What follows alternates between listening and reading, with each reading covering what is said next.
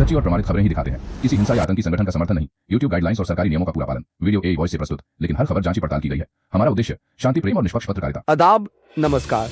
आज की खबरों में बलरामपुर में मूक बधिर युवती से गैंगरेप, DNSP आवास के पास सनसनीखेज वारदात, प्रियंका गांधी और इस्राईली राजदूत के बीच बयानबाजी से मचा सियासी तूफान, रूस भारत के विदेश मंत्रियों की अहम मुलाकात का ऐलान, सुशील कुमार की जमानत रद्द, सुप्रीम कोर्ट का बड़ा आदेश और भी कई बड़ी और अहम खबरें आपके सामने होंगी। तो चलिए एक एक करके विस्तार से समझते हैं। आप देख रहे हैं ग्लोबल आवाज में आपका होस्ट अनीस अंसार। खबरें अब विस्तार से शुरू करते हैं। तब तक आप चैनल को सब्सक्राइब करें और बेल आइकन दबा दीजिए ताकि हर खबर पहुंचे सीधे आप तक। सबसे पहली बड़ी खबर, उत्तर प्रदेश के बलरामपुर में एक दिल दहला देने वाली घटना सामने आई है। यहां 21 वर्षीय मूक बधिर युवती के साथ गैंगरेप ने पूरे जिले को हिला दिया। सबसे हैरानी की बात यह कि वारदात जिला प्रशासन के सबसे सुरक्षित माने जाने वाले इलाके में हुई, जहां DM और SP के आवास से दूरी महज 1 किलोमीटर थी।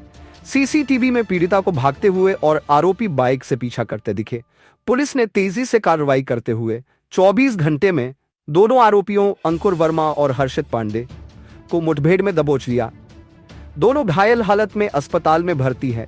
यह घटना 11 अगस्त की रात देहात कोतवाली क्षेत्र के बहादुरपुर चौकी से सिर्फ 20 मीटर की दूरी पर हुई। पीड़िता नाना नानी के घर से लौट रही थी जब आरोपियों ने उसे सुनसान खेत में खींच लिया। उसकी बोलने और सुनने में अक्षमता के कारण वह मदद के लिए पुकार भी नहीं सकी। बढ़ते हैं अगली खबर की तरफ। कांग्रेस सांसद प्रियंका गांधी ने गजा में इस्राईली हमलों और भुखमरी पर भारत सरकार की चुप्पी को शर्मनाक कहा। इसके जवाब में भारत में इस्राइल के राजदूत रुवेन अजार ने पलटवार करते हुए कहा, शर्मनाक तो आपका धोखा है। प्रियंका ने सोशल मीडिया पर गजा में हुई मौतों के आंकड़े साझा किए, जिन्हें इस्राइली राजदूत ने नकार दिया। राजदूत की टिप्पणी को लेकर विपक्षी दल कांग्रेस, तृणमूल और शिवसेना उद्धव गुट ने कड़ी निंदा की। कुछ पत्रकारों ने भी सवाल उठाया कि क्या यह भारत के अंदरूनी मामलों में दखल नहीं है। प्रियंका ने मारे गए पत्रकारों पर भी पोस्ट किया और इसे इस्राइल का घिनौना अपराध बताया। उन्होंने लिखा, इस्राइल जनसंहार कर रहा है, 60,000 से ज्यादा लोगों की हत्या कर चुका है, जिनमें 18,430 बच्चे शामिल हैं। एक और बड़ी खबर का रुख करते हैं। भारत और रूस के विदेश मंत्री 21 अगस्त को मॉस्को में मुलाकात करेंगे। रूसी विदेश मंत्रालय के अनुसार दोनों मंत्री अहम मुद्दों और अंतर्राष्ट्रीय मंचों पर सहयोग के पहलुओं पर चर्चा करेंगे। इससे पहले भारत के राष्ट्रीय सुरक्षा सलाहकार अजित डोभाल रूस गए थे, जहां उन्होंने राष्ट्रपति व्लादिमीर पुतिन की भारत यात्रा की तारीख को लगभग तय बताया। हालांकि किसी निश्चित तारीख का ऐलान नहीं हुआ। उधर यूक्रेन के राष्ट्रपति वोलोदिमीर जेलेंस्की ने कहा कि रूस पर दबाव डालकर शांति के लिए मजबूर करना होगा। उन्होंने जोर दिया कि अमेरिका, यूरोप और सहयोगी देश मिलकर यह काम कर सकते हैं। यूक्रेन के राष्ट्रपति वोलोदिमीर जेलेंस्की ने दुनिया को चेतावनी दी है कि रूस अभी युद्ध खत्म करने के मूड में नहीं है।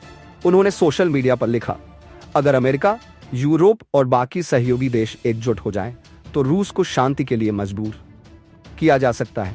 सुप्रीम कोर्ट का बड़ा आदेश। सागर धनखड़ हत्या मामले में ओलंपिक पदक विजेता पहलवान सुशील कुमार की जमानत रद्द। कोर्ट ने उन्हें 1 हफ्ते के भीतर आत्मसमर्पण का आदेश दिया।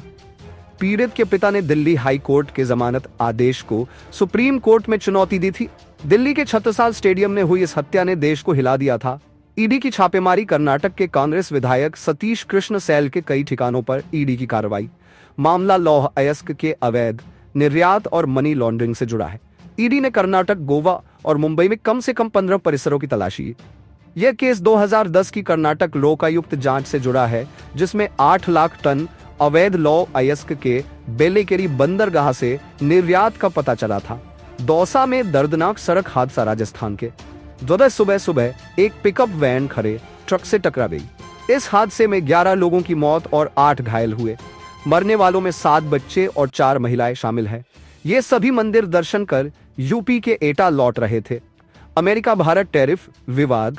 अमेरिका द्वारा भारतीय सामान पर 50% टैरिफ लगाने पर कृषि मंत्री शिवराज सिंह चौहान का बयान। किसान हितों के साथ समझौता नहीं हुआ। उन्होंने कहा, भारत का 144 करोड़ का बाजार हमारी ताकत है और नए बाजार तलाशे जाएंगे। भारत पाकिस्तान जल विवाद। पाकिस्तानी प्रधानमंत्री शहबाज शरीफ ने भारत को पानी रोकने पर धमकी दी है। उन्होंने कहा, पाकिस्तान की एक बूंद पानी भी कोई नहीं छीन सकता। ये बयान उस समय आया जब भारत पहलगाम हमले के बाद सिंधु जल संधि को स्थगित कर चुका है।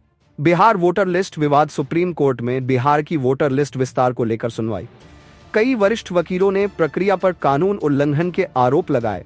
हालांकि कोर्ट ने कहा, चुनाव आयोग के पास यह अधिकार है कि वह तय करे कौन वोटर लिस्ट में रहेगा। नागरिकता के आधार पर नाम वोटर लिस्ट में रखा जाए या हटाया जाए, मामले की अगली सुनवाई तय होगी। तो ये थी आज की सबसे बड़ी खबरें। आपको कौन सी खबर सबसे ज्यादा चौंकाने वाली लगी, कमेंट में जरूर बताइए। वीडियो अच्छा लगा तो लाइक, शेयर और सब्सक्राइब करें।